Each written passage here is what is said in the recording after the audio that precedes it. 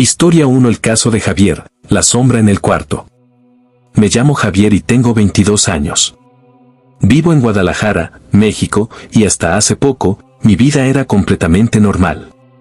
Trabajo en una tienda de abarrotes, llevo una rutina sencilla y nunca he sido alguien que creyera en cosas paranormales. Pero lo que viví hace unos meses me cambió para siempre. Todo comenzó una noche en la que desperté con la sensación de que alguien me estaba observando. No podía explicar por qué, pero sentí un escalofrío recorrer mi espalda. Abrí los ojos y, en la penumbra de mi cuarto, vi una sombra en la esquina, inmóvil, como si me estuviera mirando. Al principio pensé que era un juego de luces, algún reflejo extraño de la lámpara de la calle. Me levanté, encendí la luz y la sombra desapareció. Supuse que había sido mi imaginación, apagué la luz y volví a dormir. Sin embargo, la noche siguiente ocurrió lo mismo. Y la siguiente. Las primeras semanas traté de ignorarlo. Me convencí de que eran alucinaciones por falta de sueño. Pero entonces, una noche, algo cambió. La sombra no solo estaba ahí, sino que comenzó a moverse. No tenía forma definida, era solo una mancha oscura en la esquina de mi habitación, pero se deslizaba por la pared como si estuviera viva. Mi corazón comenzó a latir con fuerza y, sin pensarlo, susurré, ¿quién eres? Lo que ocurrió después me dejó paralizado. La sombra se detuvo, como si hubiera escuchado mi pregunta. El aire se volvió más frío y sentí una presión en el pecho. Entonces, con una voz baja y distorsionada, la sombra respondió, Javier. En ese momento, salté de la cama y corrí a encender la luz. La sombra desapareció, pero el miedo no se fue. Esa noche dormí con todas las luces encendidas, pero en el fondo sabía que no había sido una pesadilla. A partir de entonces, la sombra comenzó a manifestarse con más frecuencia. Algunas noches se quedaba inmóvil, otras veces se deslizaba por las paredes y en ocasiones se acercaba más a mi cama. Pero lo peor era cuando hablaba. Nunca decía más que mi nombre, pero su voz era indescriptible, como si alguien hablara desde otro mundo, como si varias voces susurraran al mismo tiempo. Decidí contarle a mi madre lo que estaba ocurriendo. Ella es una mujer muy religiosa y, aunque al principio pensó que solo estaba sugestionado, al ver mi estado de ansiedad y falta de sueño, decidió buscar ayuda. Un amigo de la familia conocía a un sacerdote que había realizado exorcismos antes. Su nombre era el Padre Esteban y accedió a visitarme. Cuando el Padre Esteban entró en mi habitación, su expresión cambió de inmediato. Dijo que sentía una presencia pesada, algo maligno. Sacó un frasco con agua bendita y comenzó a rociarla por la habitación mientras recitaba oraciones en latín. La sombra no tardó en aparecer. Frente a los ojos del sacerdote, una mancha negra comenzó a extenderse en la pared. No tenía rostro, pero era una silueta borrosa que se movía de forma errática. El padre continuó rezando, y la sombra comenzó a retorcerse como si sintiera dolor. Pero entonces, ocurrió algo que nadie esperaba. La sombra habló de nuevo, pero esta vez no solo dijo mi nombre. Él es mío. Dijo con un tono gutural que no parecía humano. El sacerdote no se detuvo. Sacó un crucifijo y lo alzó frente a la sombra, ordenándole que se fuera en nombre de Dios. La silueta comenzó a encogerse, pero antes de desaparecer, algo me atacó. Sentí como si unas manos frías me sujetaran el cuello. No podía respirar, mi cuerpo se paralizó y mis oídos comenzaron a zumbar. El Padre Esteban corrió hacia mí y me roció con agua bendita mientras gritaba oraciones. En un instante, la presión desapareció y caí al suelo, jadeando. La sombra ya no estaba. Después de esa noche, el Padre volvió varias veces para bendecir la casa. Me dio un rosario y me pidió que rezara todas las noches. Durante un tiempo, todo estuvo en calma. Pero en el fondo, sé que algo sigue acechando. A veces, cuando apago la luz, siento que alguien me observa desde la esquina de la habitación. Y en algunas madrugadas, si escucho con atención, puedo oír mi nombre susurrado en la oscuridad. Ahora, una pregunta para ti, ¿alguna vez has vivido una experiencia de terror que no puedes olvidar? Si es así, comparte tu historia en los comentarios. ¿Quién sabe? tal vez aparezca aquí en el canal. Y más, si quieres que tu historia sea contada en un video exclusivo, solo necesitas hacer una donación de cualquier valor a través de Super Chat. Con tu ayuda, seguiremos trayendo más relatos escalofriantes. Y ahora, vamos con la próxima historia. Historia 2: La posesión en la casa colonial. Me llamo Samuel y soy sacerdote en una parroquia de Madrid. He visto muchas cosas en mi vida, pero nada me preparó para lo que viví en aquella casa colonial. Todo comenzó cuando una familia desesperada me buscó. El señor Emilio y su esposa, Carolina, llegaron a la iglesia pálidos, con ojeras marcadas y un miedo que les nublaba la mirada. Me hablaron de su hija, Valeria, una adolescente de 17 años que, de un día para otro, comenzó a actuar de manera extraña. Al principio, pensaron que se trataba de simples pesadillas o ataques de ansiedad. Pero cuando la encontraron levitando sobre su cama en plena madrugada, supieron que aquello no era algo normal. Fui a su casa al día siguiente. Se trataba de una antigua casona en el centro de Madrid, con altos techos de madera y un aire pesado que parecía retener ecos del pasado. Desde el momento en que crucé la puerta, sentí un escalofrío recorrerme la espalda. Algo no estaba bien en ese lugar. Carolina me guió hasta la habitación de Valeria.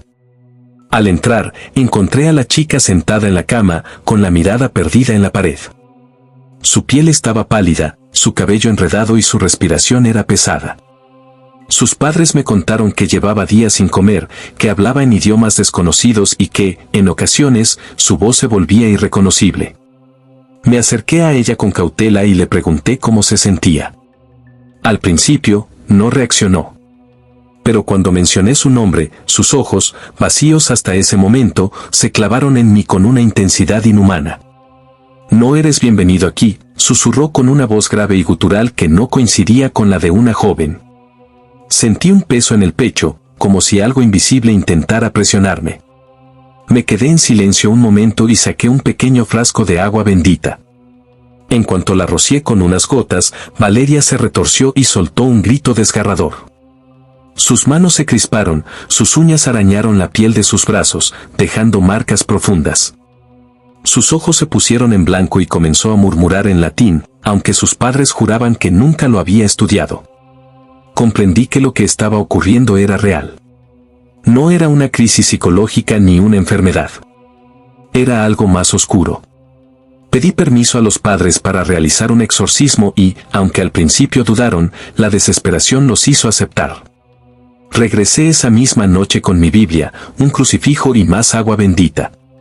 La casa estaba en completo silencio, excepto por el sonido del viento que golpeaba las viejas ventanas de madera. Cuando entré en la habitación de Valeria, la encontré con la cabeza inclinada, respirando de manera irregular. Me acerqué con cautela y comencé a rezar. Apenas inicié la oración, la habitación se llenó de un hedor insoportable, una mezcla de carne podrida y humedad. Valeria levantó la cabeza y me miró con una sonrisa que no era suya. Sus labios se curvaron de una manera antinatural y, sin abrir la boca, escuché su voz resonando en mi mente.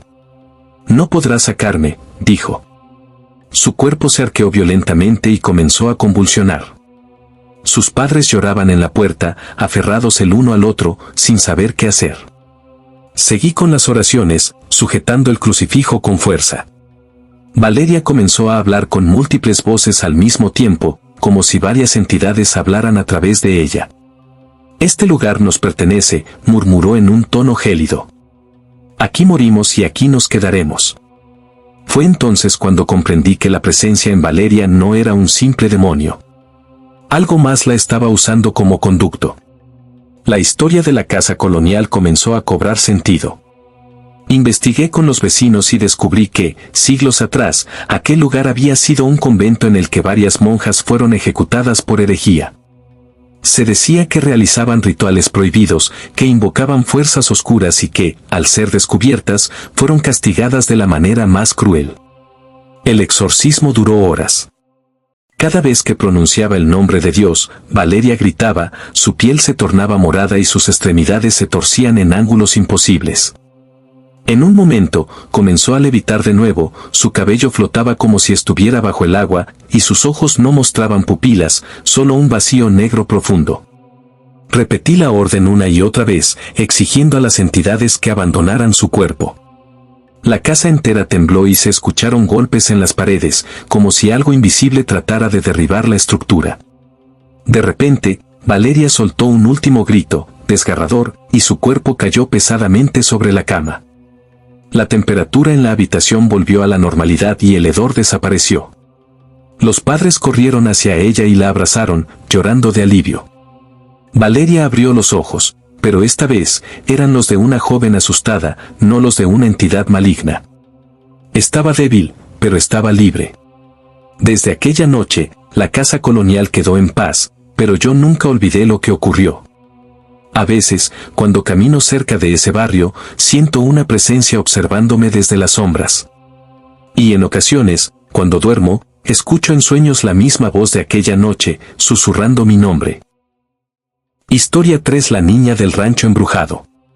Me llamo Padre Andrés y he servido como sacerdote en una pequeña parroquia en Chihuahua, México, durante más de 20 años. A lo largo de mi vida, he sido testigo de muchas cosas que desafían la razón, pero ninguna tan aterradora como lo que ocurrió en aquel rancho alejado de todo. Recibí la llamada una tarde calurosa de julio. La familia Hernández, dueños de un rancho ubicado a kilómetros del pueblo más cercano, me buscó con urgencia. Su hija, Sofía, de apenas 6 años, había comenzado a comportarse de manera extraña. La madre, doña Marta, me dijo entre sollozos que la niña hablaba con alguien que no estaba allí y que, en las últimas semanas, sus palabras se habían vuelto cada vez más perturbadoras.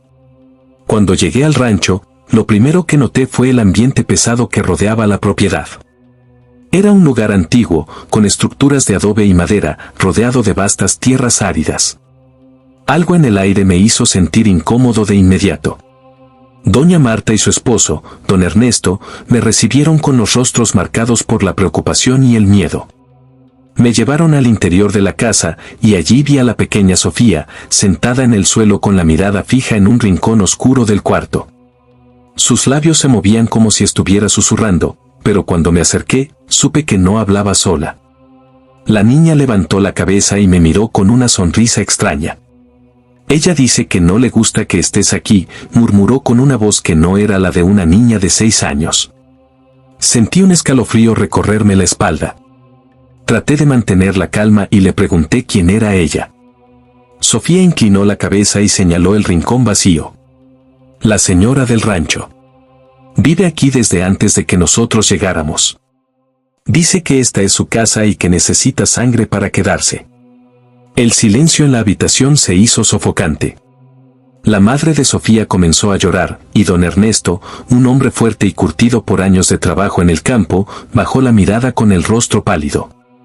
Me senté junto a la niña y traté de hablar con ella, pero cada vez que mencionaba a Dios o intentaba rezar, Sofía se retorcía con incomodidad y se tapaba los oídos. Algo dentro de mí me dijo que esto era más que una simple imaginación infantil. Esa noche, decidí quedarme en el rancho para observar lo que sucedía. Dormí en una habitación cercana a la de Sofía, y en la madrugada, desperté con un ruido que me heló la sangre.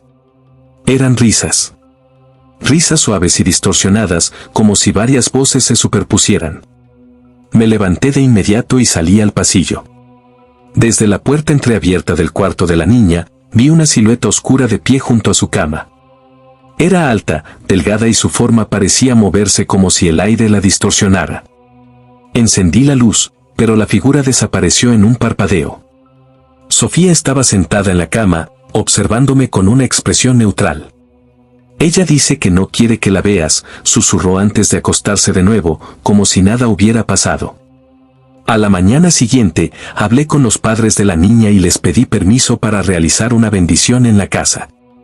Mientras recorría el rancho con agua bendita, algo llamó mi atención. En el granero, en una de las vigas de madera, encontré marcas antiguas, símbolos que no reconocí de inmediato. Parecían grabados con un cuchillo, y algunas tenían restos de una sustancia oscura que no quise analizar más de la cuenta. Pregunté a los dueños del rancho si sabían algo sobre la historia del lugar. Fue entonces cuando don Ernesto, con el rostro tenso, me confesó algo que nunca había mencionado a su esposa. Antes de que ellos compraran la propiedad, el rancho pertenecía a una mujer llamada Ángela, conocida en la región por practicar brujería. Se decía que realizaba rituales en las noches, que hablaba con los muertos y que su obsesión era la vida eterna. Cuando murió, nadie reclamó su cuerpo, y su casa quedó abandonada por años, hasta que ellos la compraron. Esa revelación confirmó mis temores. Lo que estaba en el rancho no era un simple espíritu. Era algo que se aferraba al lugar con una fuerza oscura, algo que exigía sacrificios. Esa noche, me preparé para enfrentar la entidad. Coloqué cruces en las entradas, rocié más agua bendita en la casa y recé con fervor. Pero nada pudo prepararme para lo que ocurrió. A la medianoche, un viento helado recorrió la casa, haciendo que las ventanas se golpearan con furia. Escuchamos a Sofía gritar desde su cuarto, y cuando corrí hacia ella, la encontré flotando sobre su cama, con los ojos completamente negros y una sonrisa grotesca en su rostro. «Ella quiere tu sangre», chilló con una voz que no era la suya. La niña comenzó a convulsionar y la sombra apareció de nuevo, esta vez más grande, más densa, casi tangible.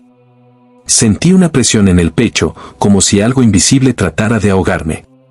Con todas mis fuerzas, alcé el crucifijo y comencé el exorcismo. Las paredes temblaron, los muebles se movieron por sí solos y los gritos de Sofía eran insoportables. Pero no me detuve. Ordené a la entidad que soltara a la niña, que abandonara el lugar. La sombra comenzó a retorcerse, su figura se volvió inestable y finalmente, con un último chillido, desapareció en la oscuridad. Sofía cayó inconsciente sobre la cama y el aire en la casa cambió. El peso en el ambiente se disipó y el silencio regresó. La niña despertó al día siguiente, sin memoria de lo ocurrido. Pero yo sabía que aquello no había terminado del todo. Antes de irme del rancho, le pedí a don Ernesto que destruyera el granero y bendijera la tierra. No podía permitir que esos símbolos antiguos permanecieran allí. Desde aquella noche, la familia no volvió a sufrir apariciones ni eventos extraños. Pero en el pueblo, algunos dicen que, en las noches más oscuras, si caminas cerca del viejo rancho, aún puedes escuchar susurros entre el viento, como si alguien siguiera esperando su sacrificio. Historia 4: Los gritos en la iglesia abandonada. Me llamo Padre Thomas y he servido en varias parroquias de Luisiana, Estados Unidos, por más de 20 años. He escuchado historias de espíritus, apariciones y demonios, pero nunca había experimentado nada que realmente pusiera a prueba mi fe, hasta que fui llamado a aquella iglesia olvidada en las afueras del pueblo. Todo comenzó cuando un grupo de jóvenes decidió entrar a la antigua iglesia de St. Michael, un lugar abandonado desde hacía más de medio siglo. El edificio había sido clausurado por razones que nadie parecía recordar con exactitud. Algunos decían que fue por falta de fieles, otros susurraban que algo maligno ocurrió dentro de esas paredes y que la iglesia debía permanecer cerrada. Lo que sí era seguro es que las pocas personas que vivían cerca evitaban la zona, y nadie en el pueblo mencionaba su nombre después del anochecer. Una noche, 5 adolescentes entraron en la iglesia por curiosidad. Querían grabar un video para sus redes sociales, un desafío en el que demostrarían que todo era solo una leyenda. Pero lo que encontraron allí los marcó para siempre. Apenas cruzaron la puerta, sintieron que el aire dentro del edificio era más frío que afuera. La humedad había podrido los bancos de madera, y el techo tenía grietas por donde la luna iluminaba el altar cubierto de polvo. Avanzaron con linternas en mano, riendo nerviosos, hasta que los ruidos comenzaron. Primero, fueron susurros. Voces ininteligibles que parecían salir de las sombras. Luego, pasos resonaron en los pasillos laterales, aunque ellos sabían que estaban completamente solos. Uno de los jóvenes quiso salir de inmediato, pero los otros lo convencieron de quedarse un poco más. Grave error. En cuanto se acercaron al altar, una de las bancas se movió por sí sola con un chirrido desgarrador. El terror se apoderó de ellos, pero antes de que pudieran reaccionar, un grito atravesó la oscuridad. Un grito inhumano, desgarrador, como si alguien estuviera siendo torturado en las sombras. Presas del pánico, corrieron hacia la salida, pero la puerta por donde habían entrado ahora estaba cerrada. Golpearon, intentaron forzarla, pero no se movió. Detrás de ellos, el grito se convirtió en una risa baja y profunda. Las linternas comenzaron a fallar, parpadeando intermitentemente. Entre destellos, vieron la silueta de una figura alta en la parte trasera de la iglesia. No tenía rostro, solo una presencia oscura con extremidades alargadas que parecía deslizarse hacia ellos. Finalmente, la puerta cedió, y todos salieron corriendo sin mirar atrás. Desde aquella noche, ninguno de ellos volvió a ser el mismo. Pesadillas, ataques de pánico y susurros en sus habitaciones los atormentaban. 2 de ellos se negaban a hablar de lo ocurrido, mientras que los otros aseguraban que algo los había seguido de regreso a sus casas. Fue entonces cuando me pidieron ayuda. Al principio, pensé que era solo una historia exagerada por adolescentes impresionables. Pero cuando hablé con ellos, vi en sus ojos el miedo genuino de quien ha visto algo que no debía.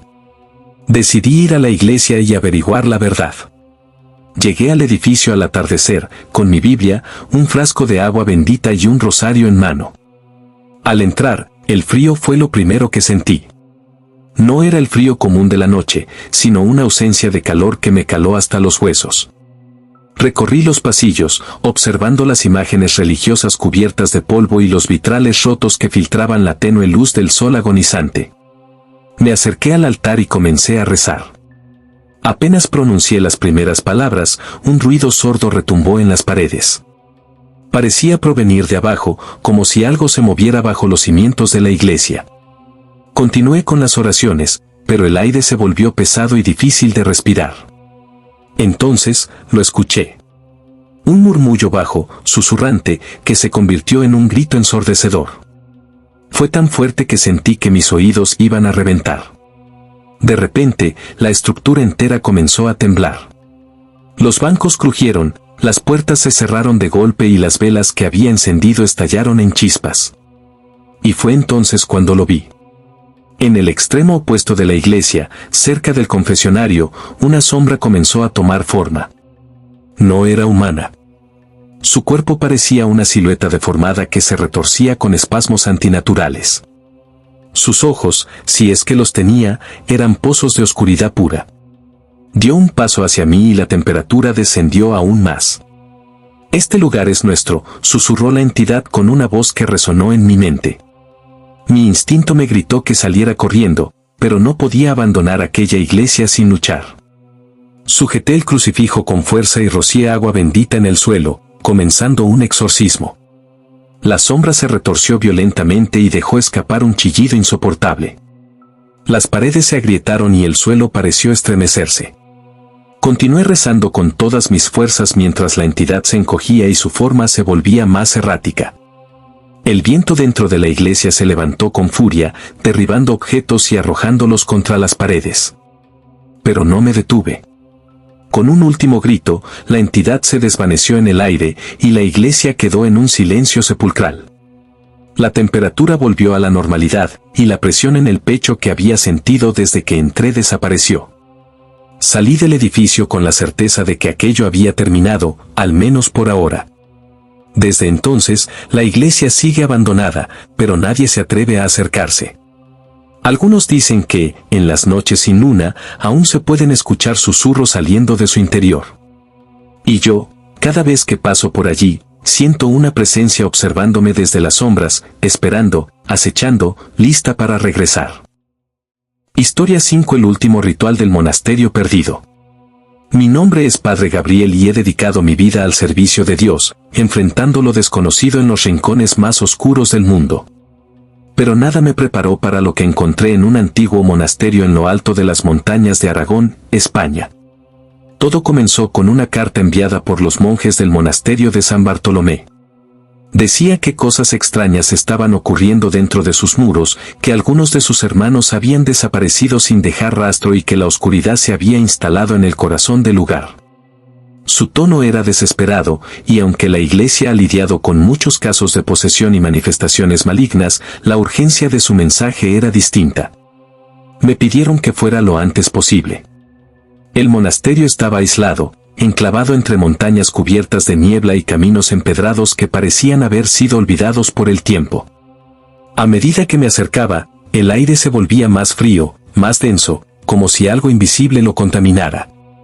Al llegar, los monjes me recibieron con rostros pálidos y miradas temerosas. Uno de ellos, el hermano Luis, se acercó y habló en voz baja, como si temiera que alguien, o algo, lo escuchara. «Padre, hay algo aquí dentro, algo antiguo.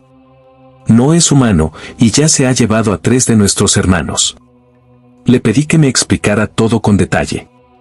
Me contaron que los monjes desaparecidos habían estado investigando la parte más antigua del monasterio, un ala que había estado sellada por siglos. En los archivos encontraron registros de un ritual prohibido, realizado en la Edad Media por los primeros habitantes del monasterio. Documentos antiguos hablaban de monjes que, en su deseo de alcanzar la iluminación, contactaron algo que no deberían haber despertado. Sellaron el lugar con miedo, pero su error quedó impreso en los muros. Decidí explorar aquella zona clausurada. Los monjes me advirtieron que, después de que sus hermanos desaparecieran, nadie más se atrevió a entrar. Me entregaron una llave oxidada y una lámpara de aceite. Al cruzar la puerta de piedra, sentí un escalofrío recorriéndome la columna. La oscuridad dentro era absoluta, y las paredes estaban cubiertas con inscripciones en latín, algunas de ellas incompletas, como si hubieran sido borradas a propósito. Avancé con cautela, rezando en voz baja. Entonces, escuché el primer sonido, un susurro. No era un eco, no era el viento. Era una voz que se arrastraba entre las sombras. «No debiste venir». La voz parecía multiplicarse, reverberando en los pasillos. Sentí un temblor en el suelo, y una puerta al final del pasillo se abrió lentamente con un chirrido agónico. Dentro, la sala estaba llena de símbolos pintados con lo que parecía sangre vieja, ennegrecida por el tiempo. En el centro, una losa de piedra con grilletes oxidados. De repente, un chillido estremecedor me paralizó. Volví la mirada hacia el pasillo y vi una figura al fondo. Era una silueta humana, pero no se movía con normalidad. Su cuerpo se retorcía como si sus huesos no encajaran del todo. Su rostro era imposible de distinguir en la penumbra, pero podía sentir su mirada clavada en mí. «Padre, ayúdame».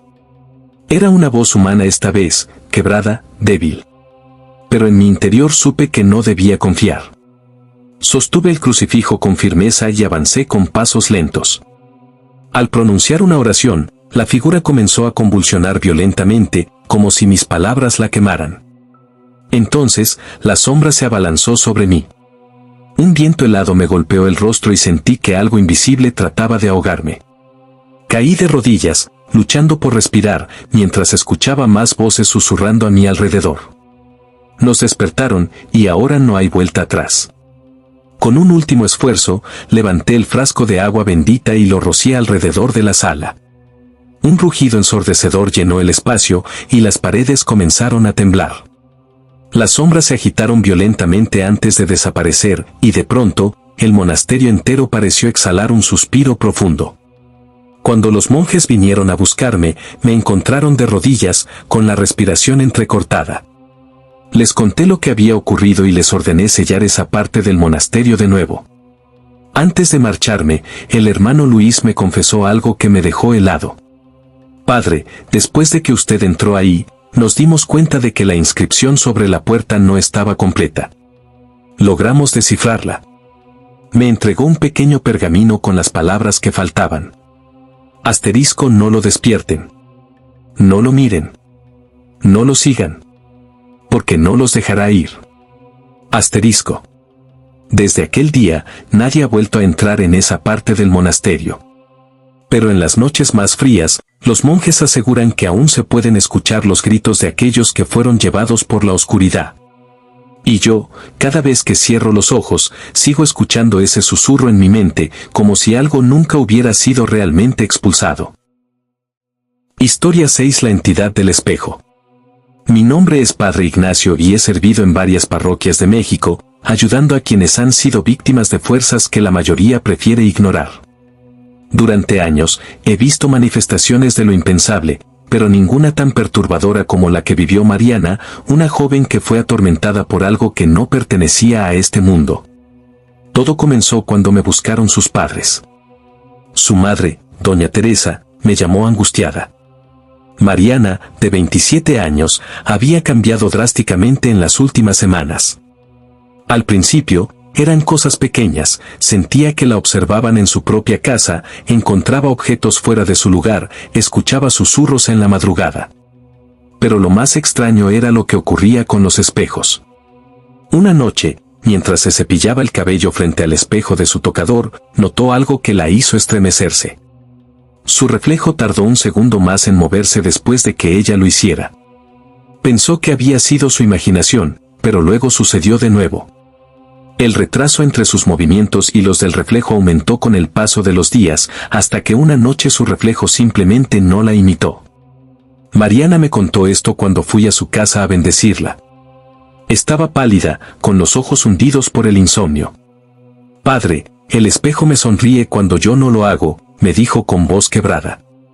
Intenté tranquilizarla, diciéndole que bendeciría la casa y que todo estaría bien. Pero en mi interior, supe que esto no era algo común. Esa misma noche, los eventos escalaron. Mientras dormía, Mariana despertó con la sensación de que alguien estaba en su habitación. Miró de reojo el espejo de cuerpo entero junto a su armario y se quedó helada. Su reflejo estaba de pie, mirándola, pero ella seguía acostada. Se cubrió la boca para no gritar mientras veía cómo la imagen en el espejo inclinaba la cabeza lentamente, como estudiándola. Luego, con una sonrisa grotesca, el reflejo levantó una mano y le hizo un gesto para que se acercara. Mariana cerró los ojos, paralizada por el terror. Cuando los abrió, su reflejo estaba en su posición normal. Corrió hacia el espejo y lo cubrió con una sábana. Pero esa noche, mientras intentaba dormir, escuchó golpes suaves viniendo desde el otro lado del cristal. Cuando volví al día siguiente, encontré a la familia aterrorizada. La madre se negaba a entrar en la habitación de su hija, el padre había sacado todos los espejos de la casa, pero aún así los fenómenos continuaban. Mariana me suplicó ayuda. Decidí quedarme esa noche para investigar. Coloqué un crucifijo frente al espejo y rocié agua bendita en la habitación. A la medianoche, el ambiente cambió. Un frío inhumano invadió el cuarto y la luz comenzó a parpadear. Entonces, sin previo aviso, la sábana que cubría el espejo se deslizó lentamente hacia el suelo. Mi reflejo seguía allí, pero algo estaba mal. Me acerqué y vi que mi imagen en el cristal tenía los ojos completamente negros. Antes de que pudiera reaccionar, la boca de mi reflejo comenzó a moverse, pero yo no estaba hablando. «Ella ya no es tuya», murmuró con una voz distorsionada. Me eché hacia atrás y comencé a rezar. El espejo vibró violentamente y las sombras en la habitación se alargaron, retorciéndose como si algo intentara salir de ellas. Mariana gritó cuando su propio reflejo comenzó a arañar el vidrio desde el otro lado, con una expresión de desesperación y furia. Sin perder tiempo, tomé el crucifijo y lo presioné contra el espejo. Un chillido agudo resonó en la habitación y la imagen en el cristal se distorsionó horriblemente. De repente, una mano negra y esquelética se estampó contra el otro lado del vidrio, golpeándolo con furia. Mariana cayó al suelo, agarrándose la cabeza, sollozando. «Está dentro de mí», murmuraba una y otra vez. Comprendí que la entidad no solo habitaba el espejo, también había comenzado a tomar control de la joven. Inicié el exorcismo de inmediato. Mientras recitaba las oraciones, Mariana se convulsionaba en el suelo, sus labios se movían, pero no en su propia voz. «Tú no puedes sacarme», dijo la entidad, usando su boca. «Este cuerpo ya es mío». No me detuve. Derramé agua bendita sobre su frente y grité el mandato de expulsión. La temperatura descendió aún más, la habitación tembló y, de repente, el espejo explotó en 1000 pedazos. Mariana lanzó un grito desgarrador y luego cayó inconsciente. Cuando despertó, ya no recordaba nada. Pero su reflejo tardó unos segundos más en moverse. Desde entonces, Mariana se ha recuperado lentamente, aunque aún evita los espejos. Sus padres aseguraron que quemaron cada trozo del vidrio roto. Pero, a veces, en medio de la noche, dicen que pueden escuchar un leve golpeteo en la pared donde solía estar el espejo. Como si algo, desde el otro lado, siguiera esperando su oportunidad de regresar. ¿Te están gustando estas historias escalofriantes? Entonces no olvides suscribirte al canal y dejar tu like. Así nos ayudas a seguir trayendo relatos oscuros que no te dejarán dormir. Tu apoyo marca la diferencia. Ahora, respira profundo, y vamos con la siguiente historia. Historia 7: El niño que hablaba con los muertos. Mi nombre es Padre Richard y he trabajado en varias parroquias en Estados Unidos, enfrentando situaciones que desafían toda lógica. Pero nada me preparó para el caso de Daniel, un niño de 8 años que podía hablar con los muertos, antes de que murieran. Todo comenzó cuando su madre, Laura, me contactó. Estaba aterrada. Me dijo que su hijo había comenzado a decir cosas extrañas, que describía con detalle muertes que aún no habían ocurrido. Al principio, lo tomó como un juego infantil, pero cuando las tragedias comenzaron a suceder exactamente como él las había descrito, su miedo se volvió incontrolable. El primer incidente ocurrió cuando Daniel le dijo a su madre que el vecino de al lado iba a caer de su escalera y romperse el cuello. 2 días después, exactamente eso sucedió. Luego, le habló de una maestra que moriría en un accidente automovilístico. Una semana más tarde, la noticia apareció en todos los canales locales. Cuando me reuní con la madre, su angustia era palpable. Padre, él no solo predice la muerte. Dice que escucha a los muertos antes de que mueran. Dice que le piden ayuda, pero que hay alguien más que también los escucha, alguien que quiere llevárselos. Fui a su casa para hablar con el niño. Daniel era un niño aparentemente normal, con grandes ojos curiosos y una voz suave. Se sentó frente a mí con calma, como si supiera por qué estaba allí. ¿Quién te habla, Daniel?, le pregunté con suavidad. El niño inclinó la cabeza, pensativo. Las voces. Algunas lloran. Otras gritan. Pero hay una que siempre está ahí. Se estremeció antes de susurrar. No le gusta que yo hable con ellos. Un escalofrío recorrió mi espalda. ¿Quién es? Daniel no respondió. Simplemente miró hacia la esquina de la habitación, sus ojos se ensancharon, y luego, como si alguien invisible lo hubiese golpeado, se llevó las manos a la cabeza y comenzó a gritar. Su madre corrió a sostenerlo mientras él lloraba y repetía entre sollozos: no lo quiere. No quiere que ayude. Quiere llevárselos. Quiere llevarme a mí también. Esa noche decidí quedarme en la casa. Recé en cada habitación y coloqué agua bendita en las entradas. A la medianoche, el ambiente cambió. Una presión en el aire, densa y pesada, se apoderó del lugar. Y entonces, lo escuché. Un susurro, bajo y áspero, resonó en el pasillo. No era la voz de Daniel. No era la voz de nadie que estuviera vivo.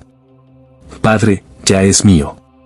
Corrí al cuarto de Daniel y lo encontré de pie, con los ojos completamente en blanco, murmurando en un idioma que no reconocí.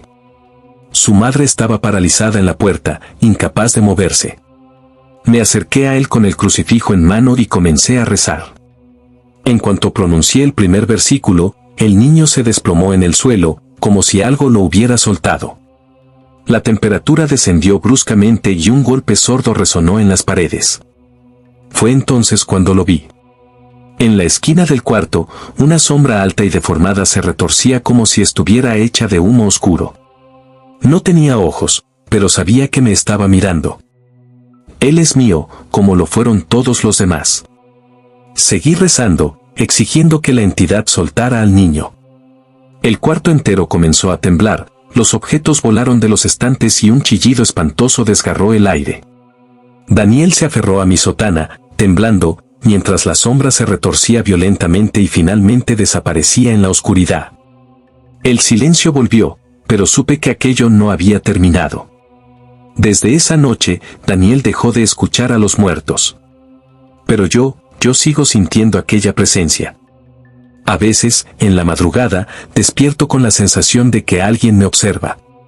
Y en el eco del viento, a veces creo escuchar el mismo susurro. Padre, aún no quiero. Historia 8. El caso de la enfermera poseída. Mi nombre es Padre Esteban, y he dedicado gran parte de mi vida a ayudar a aquellos que han sido víctimas de fuerzas que no comprenden. Pero el caso de Ana, una enfermera en la Ciudad de México, sigue siendo uno de los más perturbadores que he enfrentado. Todo comenzó cuando el hospital donde trabajaba Ana se puso en contacto conmigo. Sus colegas estaban aterrados. Me dijeron que la mujer había cambiado de manera drástica después de atender a un paciente que murió en circunstancias misteriosas. Pasó de ser una persona amable y dedicada a alguien distante, hostil y algo más. Decían que en ocasiones la veían parada en los pasillos, hablando sola, murmurando en un idioma que nadie reconocía. Que los pacientes a los que atendía comenzaban a enfermarse sin razón aparente. Que las luces parpadeaban cuando ella entraba en una habitación. Pero lo peor ocurrió cuando una de sus compañeras la encontró en la morgue. Era de madrugada, y la enfermera de turno entró para dejar un informe. Lo que vio la dejó paralizada. Ana estaba de pie frente a uno de los cuerpos cubiertos con una sábana, con las manos ensangrentadas y los ojos en blanco. «Ya viene», susurró Ana sin mover los labios. La enfermera salió corriendo, y al día siguiente, Ana fue suspendida. Su familia, aterrorizada, me contactó cuando comenzó a hablar con voces que no eran suyas. Fui a verla a su casa. Cuando entré, el ambiente era sofocante. Un hedor indescriptible impregnaba el lugar y la temperatura era anormalmente fría. La encontré sentada en una silla, con el cabello enmarañado y la piel pálida. «Padre, no debió venir», dijo con una voz que no era la suya. Su madre, de pie en la puerta, temblaba de miedo. Me contó que Ana ya no dormía, que escuchaba golpes en las paredes por las noches y que había comenzado a escribir símbolos extraños en su propia piel con las uñas. Me acerqué con cautela y coloqué un crucifijo sobre la mesa. Apenas lo hice, Ana arqueó la espalda con un movimiento antinatural y dejó escapar un gruñido que me erizó la piel. «Él me escogió», susurró con una sonrisa torcida. «No puedes sacarlo». Esa noche, inicié el exorcismo. Apenas comencé a rezar, la casa entera pareció estremecerse.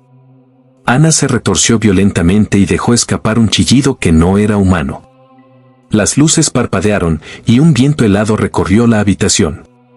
El espíritu dentro de ella luchó con furia. Su cuerpo se crispaba, sus labios se movían sin control, y sus manos se aferraban a su propio cuello, como si intentara estrangularse. Pero no me detuve. Cuando arrojé agua bendita sobre su frente, Ana lanzó un grito desgarrador y su piel comenzó a ampollarse, como si estuviera ardiendo por dentro. «No puedes llevártela», rugió la entidad con una voz grave y profunda. «En nombre de Dios, te ordeno que la sueltes», respondí con firmeza. La sombra en la habitación se intensificó. Vi una figura alta y delgada moverse entre la penumbra, observándonos. No tenía rostro, pero su presencia era asfixiante. Ana se retorció por última vez y, con un alarido final, la entidad la abandonó. Su cuerpo cayó al suelo, inerte, mientras el aire en la casa volvía a la normalidad. Cuando despertó, no recordaba nada. Pero la sombra nunca se fue del todo. Días después, volví al hospital a preguntar sobre el paciente que ella atendió antes de que todo comenzara. Nadie sabía mucho, solo que había llegado delirando, con símbolos extraños tallados en su piel y murmurando oraciones en un idioma antiguo. Antes de morir, dicen que susurró algo a Ana. Algo que nunca pudimos descifrar. Algo que, a veces, cuando cierro los ojos, creo escuchar en mis sueños. ¿Has vivido algo aterrador que te gustaría compartir? Escríbelo en los comentarios, queremos escuchar tu historia. Y si quieres que se convierta en un video exclusivo aquí en el canal, solo haz una donación de cualquier valor a través de Super Chat. Tu historia podría ser la próxima en aterrar a nuestros seguidores.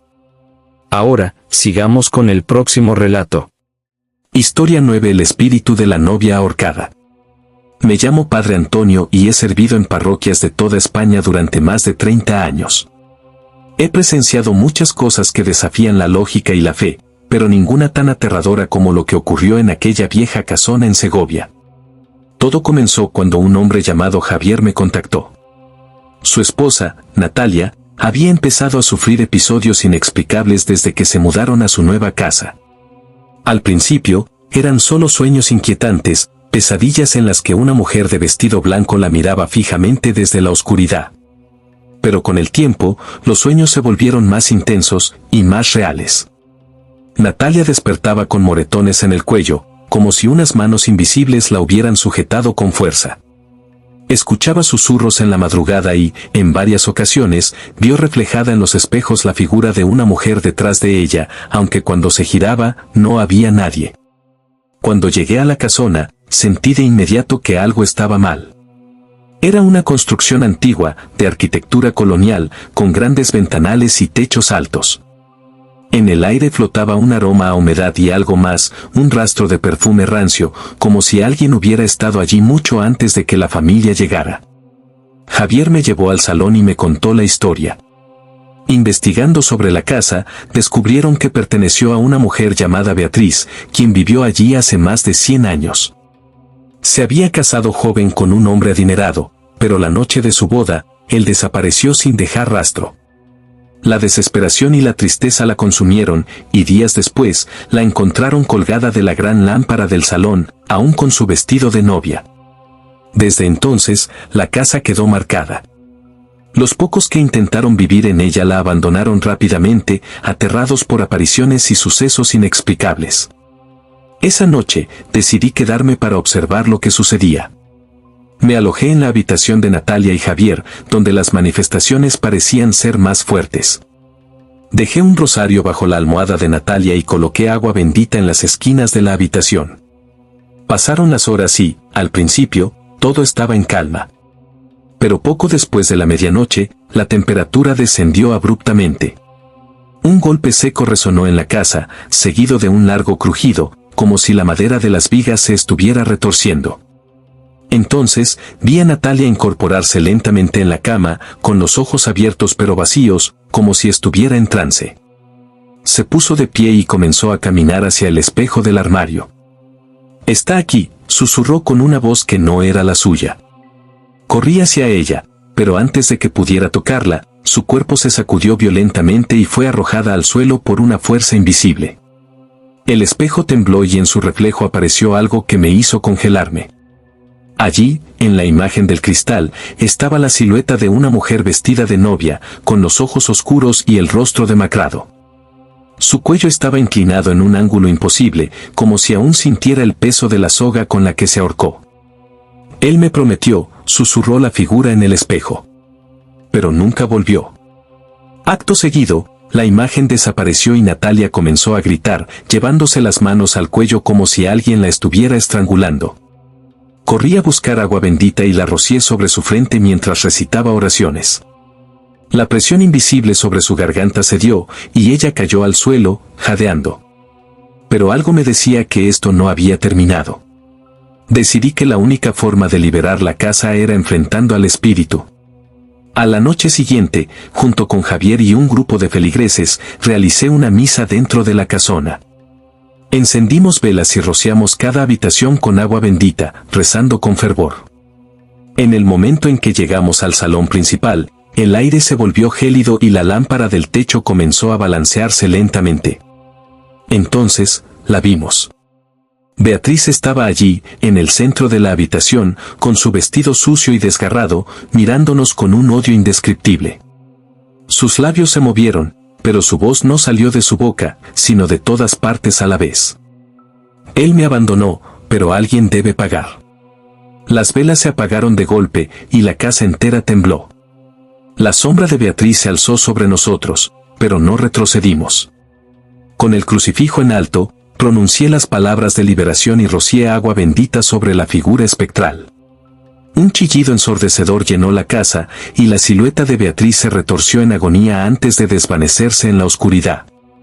El ambiente cambió al instante. La presión en el aire desapareció y, por primera vez en años, la casa se sintió vacía. Natalia nunca volvió a sufrir ataques. Sin embargo, la pareja decidió mudarse poco después. No querían arriesgarse a que Beatriz regresara. Desde entonces, la casona sigue abandonada. Nadie ha vuelto a vivir allí. Pero los vecinos dicen que, en algunas noches, aún se puede ver la silueta de una mujer vestida de blanco en la ventana del salón, esperando a un esposo que nunca regresará. Historia 10: El culto del bosque negro.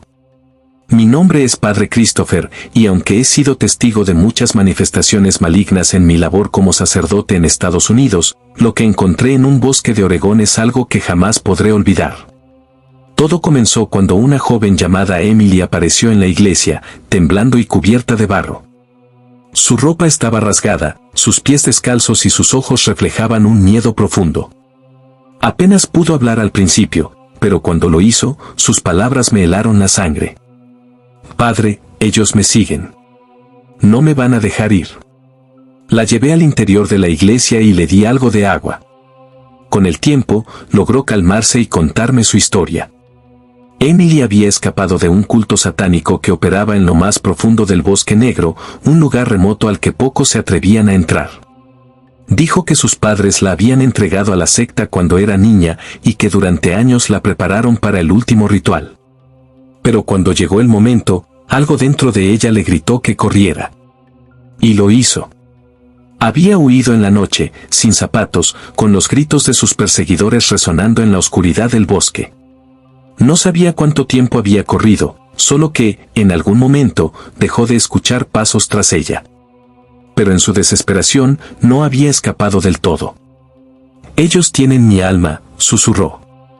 Puedo sentirlos.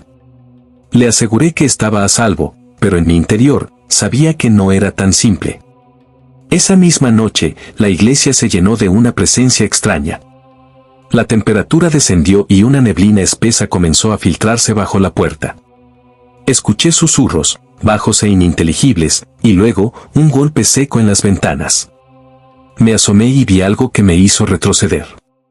Afuera, entre la bruma, había figuras encapuchadas de pie en el cementerio junto a la iglesia.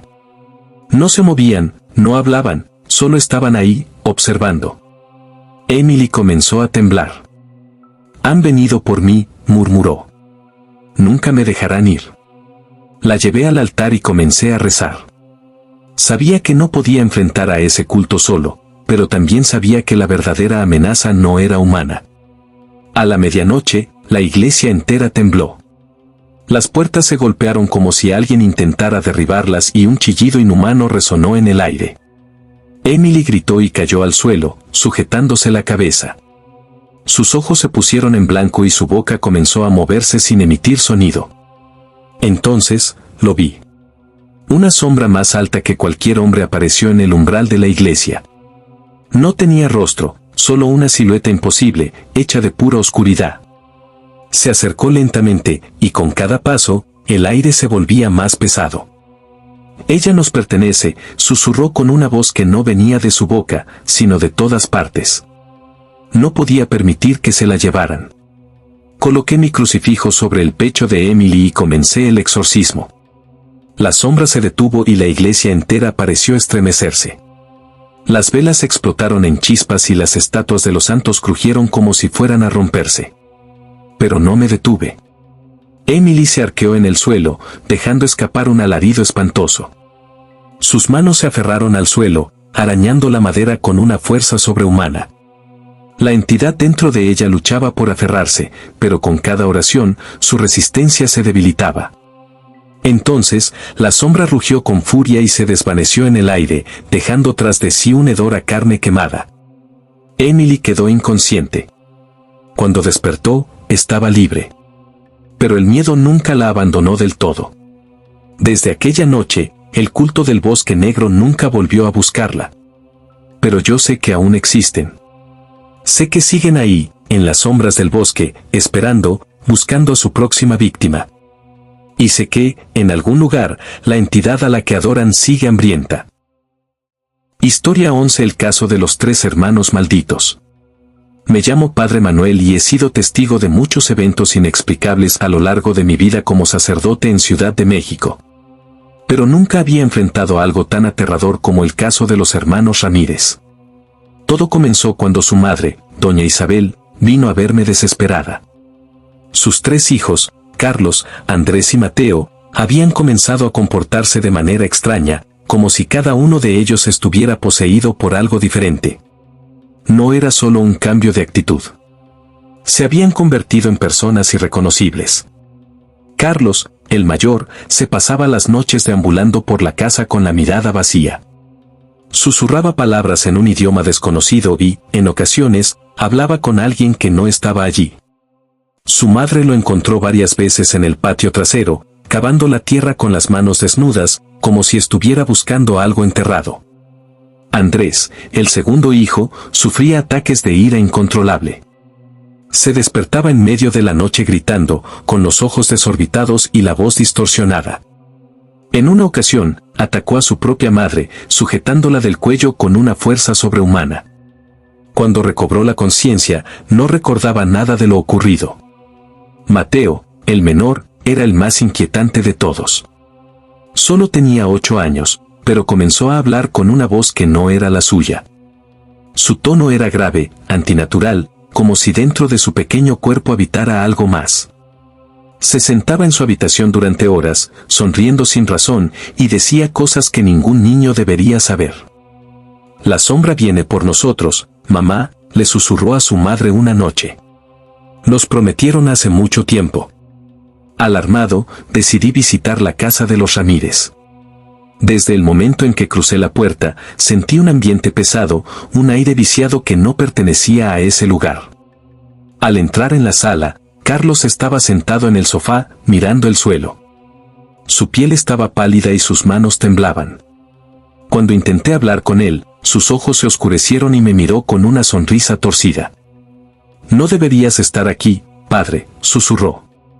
«Esto no es asunto tuyo». Su voz no era la suya. Andrés estaba en la cocina, golpeando la mesa con el puño, murmurando cosas incoherentes. ¿Y Mateo? Mateo estaba en su habitación, dibujando símbolos en las paredes con un carbón viejo. Cuando me acerqué, levantó la mirada y me dijo algo que me hizo estremecer. «Padre, ellos no nos dejarán ir. No hasta que se complete el pacto». Doña Isabel no entendía de qué hablaba. Pero investigando la historia de la familia, descubrí algo perturbador. Años atrás, el abuelo de los niños había hecho un pacto con algo oscuro. Un antiguo acuerdo para obtener riqueza y prosperidad.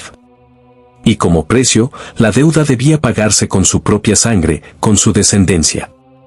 Esa maldición se había transmitido de generación en generación y ahora había llegado el momento de cobrarla. Esa noche, inicié un exorcismo en la casa. Sabía que no iba a ser fácil. Apenas comencé a rezar, la casa entera tembló. Las luces parpadearon y un viento helado recorrió las habitaciones. Los 3 hermanos comenzaron a convulsionar y sus voces se fusionaron en un coro de gritos y carcajadas.